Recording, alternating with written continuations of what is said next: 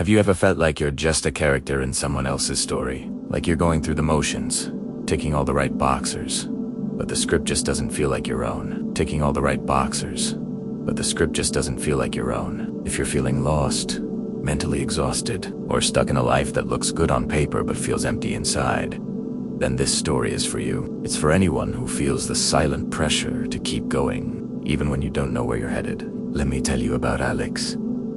From the outside, Alex had it all figured out. A good job, a nice apartment, friends who thought he was doing great. Every morning, the alarm would go off at 6:30. Shower, coffee, commute. The city buzzed with a life that Alex used to find exciting but now just felt like noise. At work, he was a star performer. He'd nod in meetings, smile at his boss's jokes, and deliver projects on time. Every time. He was reliable, responsible, successful. But inside, Alex was drowning. Each day felt like a rerun of the last. The evenings were the hardest. He'd scroll through social media, seeing curated snapshots of happiness. Friends getting married, traveling the world, starting passionate new ventures. He'd feel a hollow ache in his chest, a mix of envy and confusion. He wasn't unhappy, not really. But he wasn't happy either. He was... who's there? Floating. He'd lie in bed at night, the city lights painting patterns on his ceiling, and his mind would race. Is this it? Is this the life I worked so hard for? He remembered his college dreams.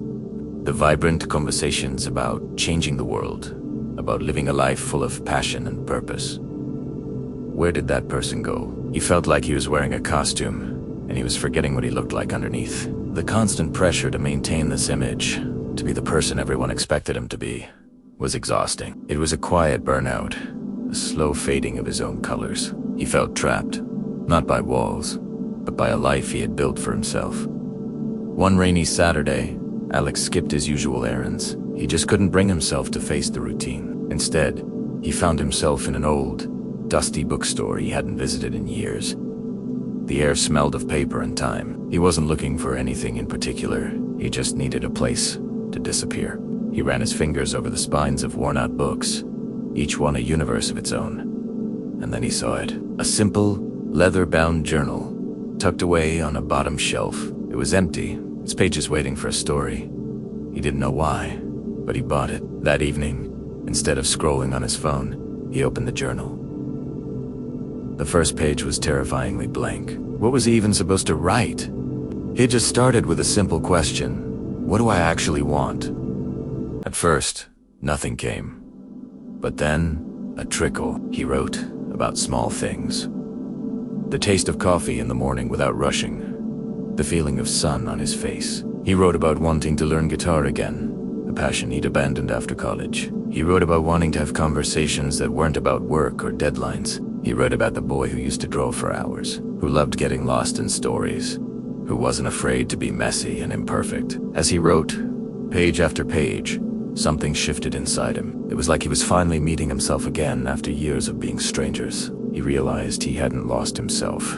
He had just buried himself under layers of expectations, responsibilities, and the relentless pressure to succeed. The world's definition of success had become his cage. This wasn't a dramatic, movie-like transformation. It was slow. It was quiet. He didn't quit his job the next day. He didn't book a one-way ticket to a remote island. Instead, he started making tiny changes. He started waking up 15 minutes earlier, not to work, but to sit with his coffee and journal, with no agenda. He signed up for a beginner's guitar class.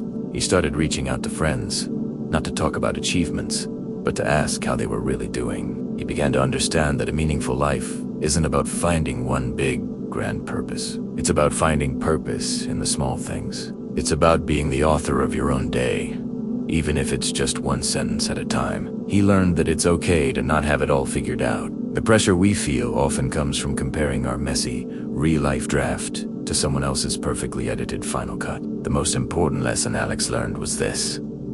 Your life is your story to write. You don't have to erase everything and start over. You can just pick up the pen and start a new chapter, right now, on a fresh page. It's okay if your story is quiet, if it's not a bestseller, as long as it's yours. Stop performing and start living.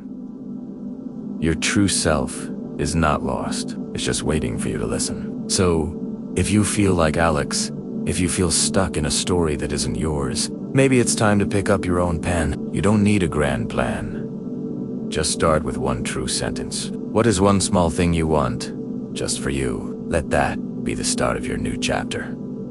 The world needs your real story. Thanks for listening. Take care.